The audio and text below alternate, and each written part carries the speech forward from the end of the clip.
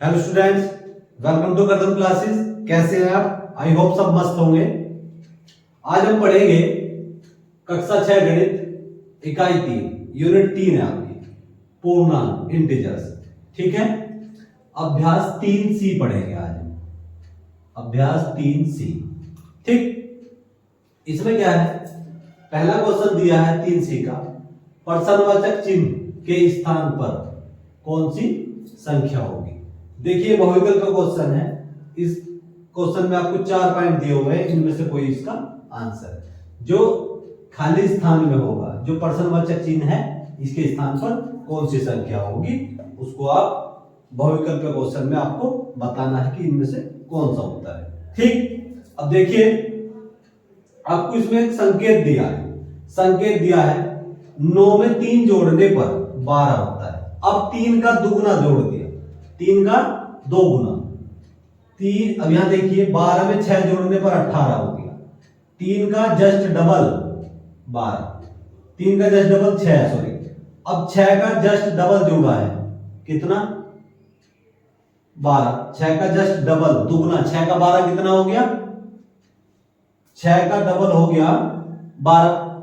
देखिए 9 और 3 12, 12 और 6 18, 18 और 12 कितना हो गया? 30। यहां तक दिया है।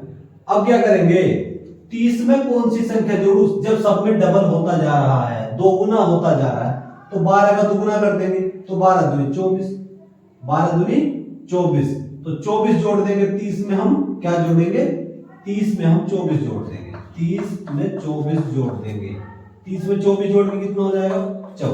54। तो इसका आंसर हो जाएगा 54।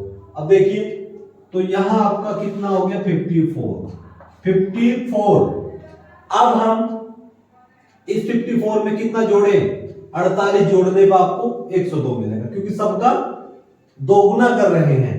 ठीक है, 54 में आप कितना जोड़ेंगे? 54 में आप 48 जोड़ देंगे।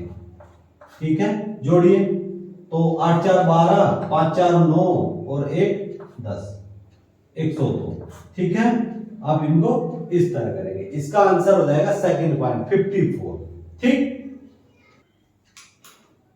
अब हम पढ़ेंगे क्वेश्चन नंबर 2।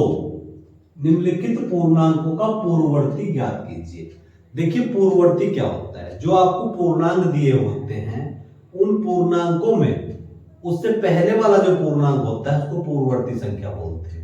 देखिए क्या होता है, जो पूर्णांकों की जो परिभाषा, जो पूर्ववर्ती उत्तरवर्ती जो आपको ये पूछ रहा है, इसमें इसकी जो डेफिनेशन वगैरह है पूर्ववर्ती उत्तरवर्ती की, आपको भाग 1 में जाकर देख सकते हैं। डिस्क्रिप्शन में लिंक है, आप उसको देख सकते हैं। वहां आपको इनकी डेफिनेशन मिल जाएगी। उत्तरवर्ती क्या होता है, पूर्ववर्ती क्या होता है।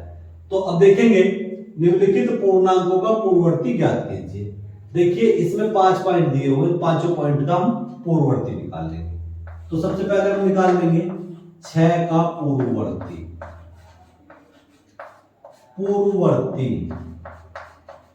पूर्ववर्ती कैसे निकालते हैं? देखिए उस संख्या में से 1 घटा देते हैं। उस संख्या में से हम क्या करते हैं? 1 घटाने पर जो संख्या मिलेगी उसे हम बोलते हैं पूर्ववर्ती। 6 में से 1 घटाने कितना हो गया? 5। तो ये हो गया जी आपका आंसर 5। सेकंड पॉइंट देखिए, सेकंड पॉइंट क्या हो गया? -4 का पूर्णांक, -4 का पूर्ववर्ती, सॉरी -4 का पूर्ववर्ती। अब क्या करेंगे? -4 में से आप 1 घटा देंगे। -4 में से 1 घटाने पर तो कितना हो जाएगा? -4 और -1 -5 हो जाएगा। तो इसका पूर्ववर्ती क्या आ जाएगा? -5। अब हम चलते हैं थर्ड पॉइंट पर। थर्ड पॉइंट में क्या है? -19 का पूर्ववर्ती। -19 का पूर्ववर्ती, -19 का पूर्ववर्ती क्या हो जाएगा? देखिए माइनस का 19 में से माइनस का 1 घटा दूंगा, कितना हो गया? -20। ठीक, अब हम करेंगे फोर्थ पॉइंट पर। फोर्थ पॉइंट में क्या है? माइनस का 996, माइनस का 996 का पूर्ववर्ती।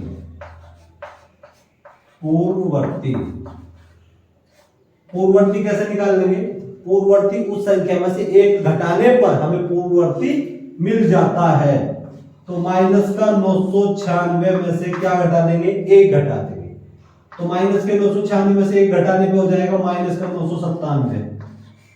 माइनस के 997 फोर्थ पॉइंट। अब हम पढ़ेंगे फिफ्थ पॉइंट।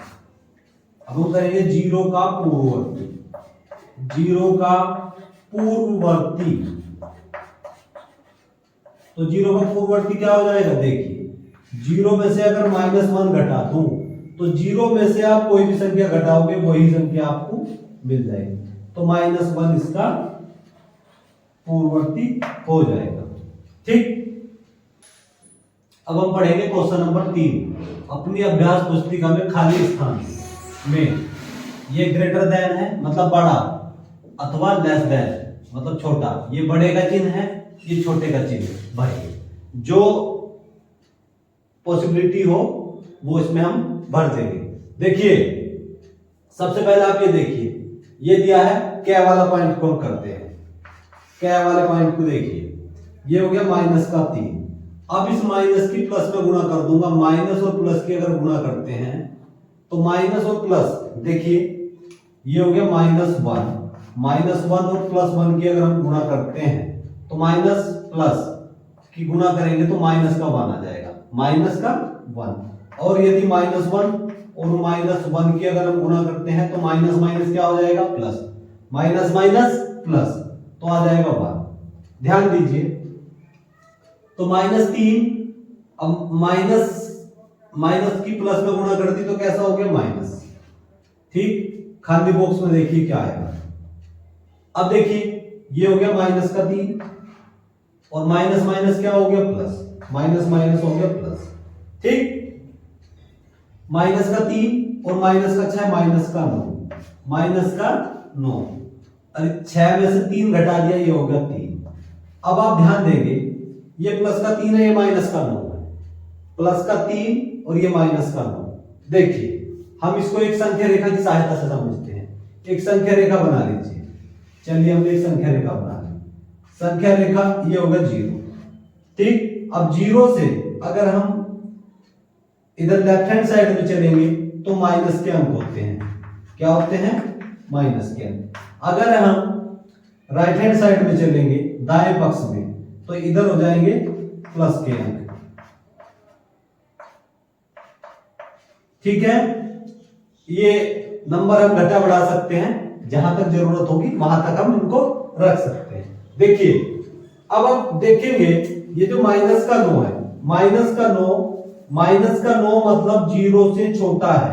0 से छोटा है मतलब 3 -9 से बड़ा है। 3 क्या है? 0 से बड़ा है। और 0 क्या है? -9 से बड़ा है। तो 3, ये वाला 3 -9 से बड़ा होगा। तो जिधर को बड़ा होता है उधर को मुंह खोल देते हैं। ठीक है। तो इस चिन्ह में खाली स्थान में आएगा ये। ठीक है, क्योंकि ये वाला बड़ा है। चलिए अब हम करते हैं इसका खंड। चलिए खंड देखते हैं। खंड ये है इसका, ये है -21। अब देखिए, माइनस माइनस कैसा हो गया? प्लस। माइनस माइनस हो गया प्लस। ये खाली स्थान है, ये भरना है। अब ये हो गया -21। अब इस माइनस की माइनस में प्लस में गुणा करूंगा। माइनस की प्लस में गुणा करने पर आएगा माइनस। ठीक। अब देखिए, ये -21 है, प्लस का 21। माइनस प्लस कैंसिल हो गई, माइनस प्लस कट गई, तो यहां आ गया 0। जब कट गया तो 0 आ गया।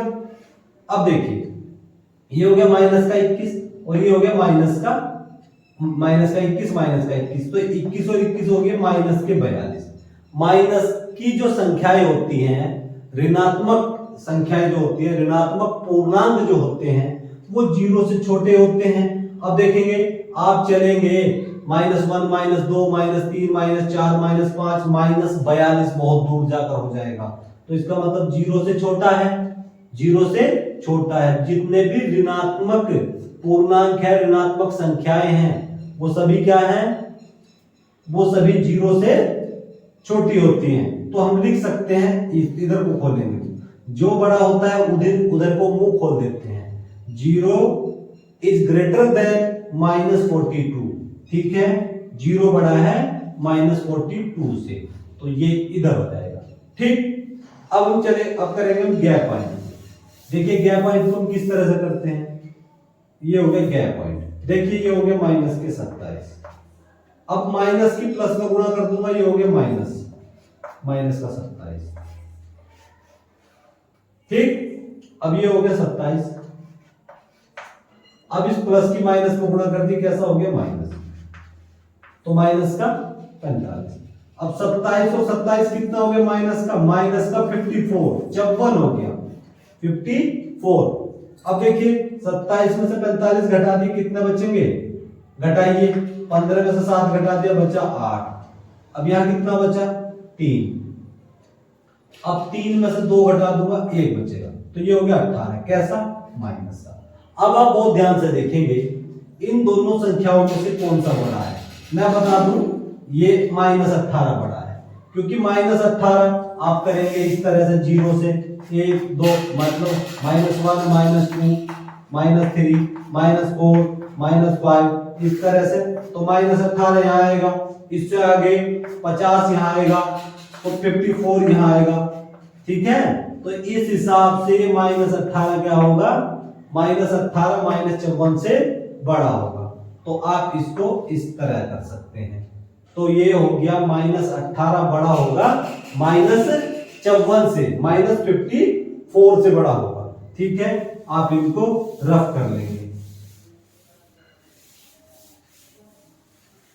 अब पढ़ेंगे क्वेश्चन नंबर 4, खाली जगह भरिए। खाली जगह भरिए, इस क्वेश्चन में देखिए दिया है 7 9 11 13 7 27, ये खाली स्थान प्रश्नवाचक चिन्ह है, या भरना है, खाली चिन्ह क्या आएगा, ये होगा 27 67। अब आप ध्यान देंगे 7 और 2 9, 9 और 2 11, 11 और 2 13, ठीक है। तो इन सब में 2 2 जुड़े हैं, कितने जुड़े हैं, 2 2 जुड़े हैं, ठीक। अब आप यहां देखेंगे 7 और 20 कितना हो गया 27, 27 और 20 कितना हो गया 47, कितना हो गया 47, 47 में 20 जोड़ूंगा तो 67 हो जाएगा, तो यहां आ जाएगा 47, क्या आएगा 47, ये खाली स्थान में आ जाएगा 47, तो इसका थर्ड पॉइंट ठीक होगा, ठीक है। आप इसको इस तरह करेंगे, तो ऊपर वाले में सब में 2 2 जुड़े हैं, नीचे वाले में सब में क्या क्या जुड़े हैं, 20 20 जुड़े हैं। अब हम पढ़ेंगे क्वेश्चन नंबर 5, निम्नलिखित पूर्णांकों का उत्तरवर्ती ज्ञात कीजिए। उत्तरवर्ती क्या होता है, जो जितने भी पूर्णांक होते हैं उससे अगले वाला पूर्णांक क्या कहलाता है, उत्तरवर्ती कहलाता है, ठीक। आप मैं पहले भी कई बार बता चुका हूं, ये अगर आपको डिटेल में पढ़ने हो, उत्तरवर्ती पूर्ववर्ती इनकी डेफिनेशन वगैरह अच्छे से पढ़नी हो, तो भाग 1 में आप जाकर के पढ़ सकते हैं, ठीक है। डिस्क्रिप्शन में आपको लिंक दिया हुआ है। देखिए ये हो गया फर्स्ट, सबसे पहले निकालना है 7 का उत्तरवर्ती, 7 का उत्तरवर्ती हमें निकालना है, 7 का उत्तरवर्ती। तो 7 का उत्तरवर्ती कैसे निकाल लेंगे, 7 में 1 जोड़ देंगे, 7 में क्या करेंगे 1 जोड़ देंगे, 7 में 1 जोड़ने पे कितना हो गया 8। अब हम करेंगे सेकंड, सेकंड क्या है -5 का उत्तरवर्ती, -5 का उत्तरवर्ती क्या हो जाएगा भाई, देखिए हम क्या करेंगे, -5 में अगर हम 1 जोड़ते हैं, -5 में 1 जोड़ते हैं तो कितना हो जाएगा, 1 में से -5 घटाने पे कितना बचेगा, -4 बचेगा, कितना बचेगा -4, क्योंकि ज्यादा में से कम घटा, सॉरी 1 में से माइनस का घटाएंगे तो कैसा बचेगा, माइनस का बचेगा, -4, ठीक है। इसका आंसर 8 है, इसका आंसर -4 है, ठीक। अब हम करेंगे थर्ड पॉइंट, थर्ड पॉइंट में है -20 का उत्तरवर्ती, -20 का उत्तरवर्ती क्या हो जाएगा भाई, -20 का उत्तरवर्ती, देखिए ये हो गया -20 में से अगर आप 1 जोड़ेंगे, -20 में अगर आप 1 जोड़ेंगे 1 में से 20 घटा देंगे तो कैसा हो जाएगा, -19। क्या हो जाएगा, -19। तो इसका उत्तरवर्ती हो जाएगा -20 का उत्तरवर्ती -19। अब आप करेंगे फोर्थ पॉइंट। फोर्थ पॉइंट में क्या है, फोर्थ पॉइंट है माइनस का 997, -997 का उत्तरवर्ती।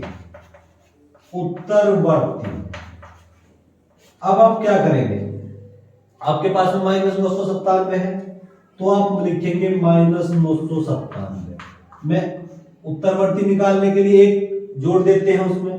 अब 1 में से आप 997 जोड़ेंगे, 1 में 997 माइनस का जोड़ेंगे तो अब क्या करेंगे, 1 में से -997 घट जाएगा क्योंकि ये माइनस का है, ये प्लस का है, तो ये हो जाएगा -996।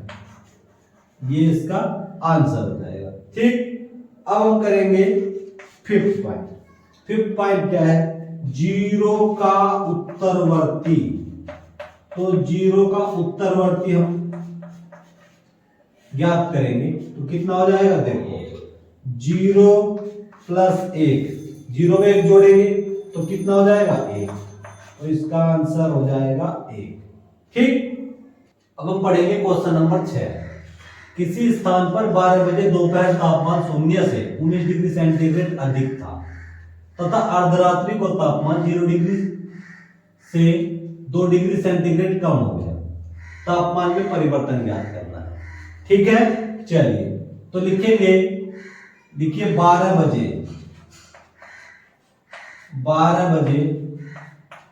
दोपहर तापमान,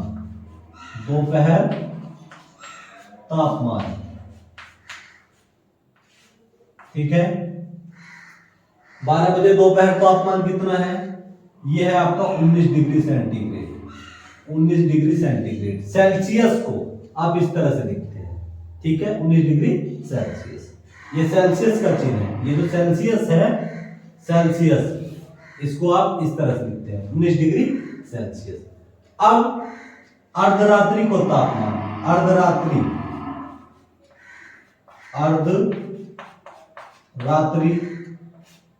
का तापमान, अर्धरात्रि का तापमान कितना है भाई, अर्धरात्रि का तापमान है 0 से 2 डिग्री सेल्सियस कम है। मतलब आप देखेंगे ये होगा 0, 0 क्या हो गया, 0 -1 -2, तो ये हो गया इधर। ये अगर आप 0 से लेफ्ट हैंड साइड में चलेंगे तो माइनस के अंक होंगे, और आप राइट हैंड साइड में चलेंगे तो कैसे अंक होंगे, प्लस के अंक होंगे, ये। ठीक है, तो अब देखिए अर्धरात्रि का तापमान क्या है, 0 से कम मतलब माइनस का, तो माइनस के 2 डिग्री सेंटीग्रेड। ठीक, अब हमें निकालना है तापमान में परिवर्तन, तापमान में परिवर्तन निकालना है तो लिखेंगे तापमान में परिवर्तन, तापमान में परिवर्तन, कितना परिवर्तन तापमान में हुआ है। तो आप क्या करेंगे, जो आपका अर्धरात्रि का परिवर्तन है, अर्धरात्रि तापमान में परिवर्तन, तो यह लिखो अर्धरात्रि का तापमान, अर्धरात्रि का तापमान माइनस क्या है, दोपहर का तापमान, दोपहर का तापमान, दोपहर का तापमान। ठीक है, देखिए तो अर्धरात्रि का तापमान कितना है, माइनस के 2 डिग्री सेल्सियस में से घटाना कितना है, ये घटाना है, ये कैसा था, प्लस का था, इसको आप प्लस लिख सकते हैं, तो आप लिखेंगे प्लस का 19 डिग्री सेंटीग्रेड। ठीक, देखिए अब ये हो गया माइनस के 2 डिग्री सेल्सियस, अब माइनस और प्लस की गुणा करूंगा तो क्या हो जाएगा, माइनस, तो ये हो गया माइनस के 19 डिग्री सेल्सियस। अब माइनस के 2 और माइनस का 19 में जोड़ूंगा तो -2 और -19 माइनस का 21 हो गया, माइनस का 21 डिग्री सेंटीग्रेड। ठीक है, आप इसको इस तरह करेंगे। क्वेश्चन नंबर 7 पढ़ेंगे। प्लेटो का जन्म 429 ईस्वी पूर्व में हुआ था तथा 348 ईसा पूर्व में दिवंगत हुए।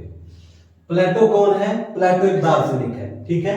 तो जन्म 429 ईस्वी पूर्व में हुआ था, मतलब 429 ईस्वी से पहले, ठीक, ईसा पूर्व से पहले सॉरी, तथा 348 ईसा पूर्व में दिवंगत हुए। दिवंगत का मतलब होते हैं कि उनकी मृत्यु कब हुई, ठीक, वो कितने वर्षों तक जीवित रहे। देखिए इसको हम किस तरह करेंगे, देखिए लिखेंगे, देखो प्लेटो कब पैदा हुए भाई? प्लेटो पैदा हुए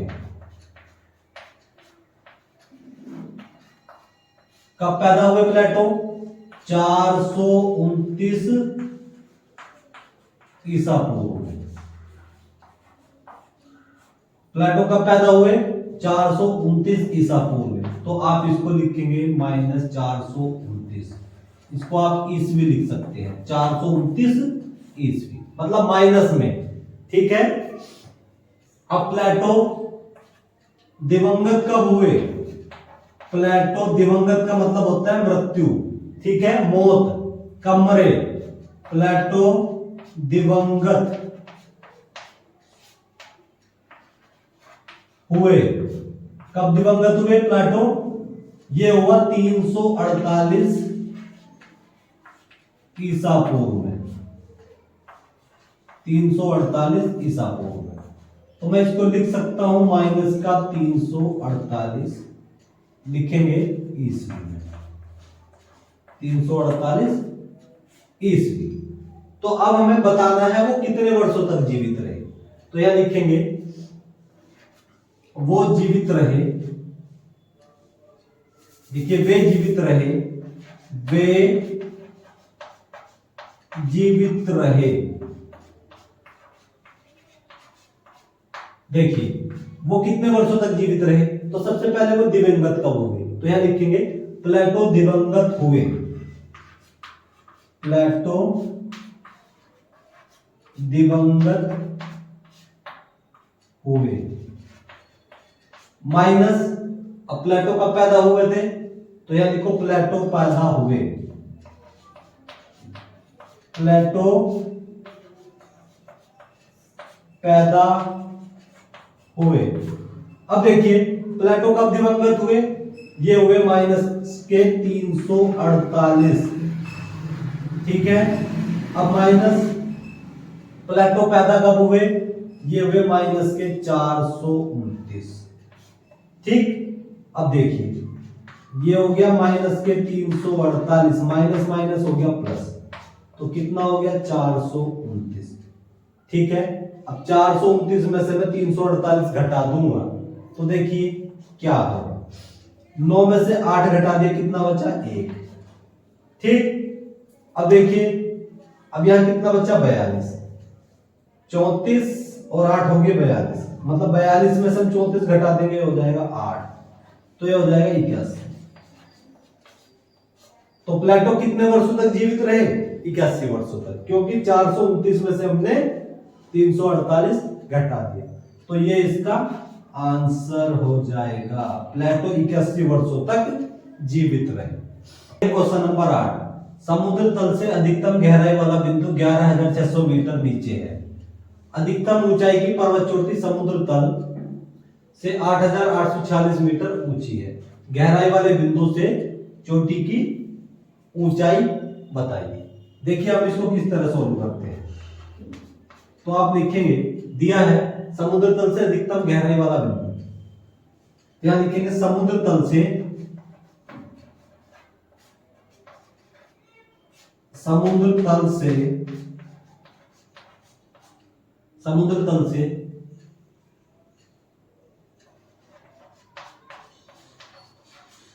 अधिकतम गहराई,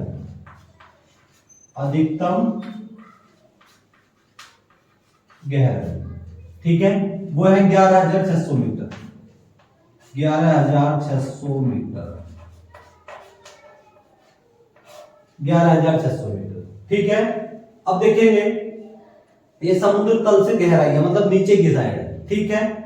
अब ये कह रहा अधिकतम ऊंचाई की पर्वत चोटी। अब समुद्र तल से ऊपर की साइड चलेंगे तो यहाँ समुद्र तल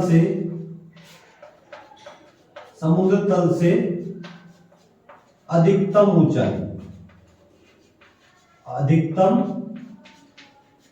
ऊंचाई,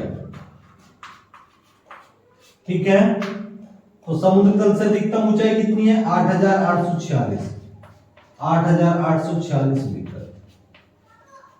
देखिए ये समुद्र का तल है। समुद्र तल से अगर हम गहराई की बात करें, नीचे गहरा है, नीचे गहरा कितना है? 11,600 मीटर नीचे को गहरा है, ठीक। अब समुद्र तल से अधिक मतलब ऊपर की साइड को ऊंचाई कितनी है? अब ऊंचाई है कितनी? 8,846 इतनी है। अब वो बोल रहा है, क्या बोल रहा है कि गहराई वाले बिंदु से चोटी की ऊंचाई ज्ञात कीजिए। चोटी ऊपर की साइड है तो गहराई वाले बिंदु से यहां से लेके यहां तक की हमें क्या निकालनी है? ऊंचाई निकालनी है।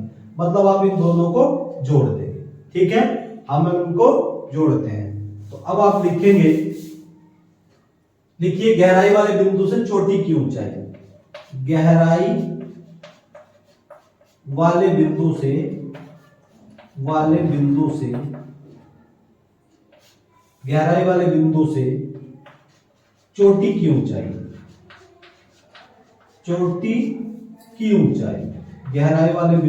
चोटी की ऊंचाई। अब आप क्या करिए, देखिए दोनों को जोड़ देंगे। ये हो गया 11,600 मीटर प्लस 8,846 मीटर। जोड़िए इनको आप, देखिए 6, ये हो गया 6 में 0 जोड़ दिया 0, सॉरी 6, 4 में 0 जोड़ दिया 4, ठीक। 8 में 6 जोड़ दिया 8 6 कितना हो गया? 14, ठीक है। 8 6 14 हासिल लग गया ये। अब 11 8 कितना हो गया?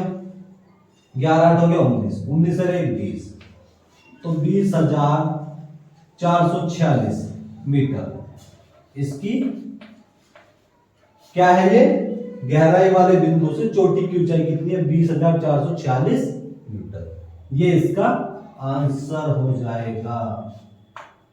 आशा है आपको एक्सरसाइज समझ आई होगी। अब हम आपसे मिलेंगे नेक्स्ट एक्सरसाइज में।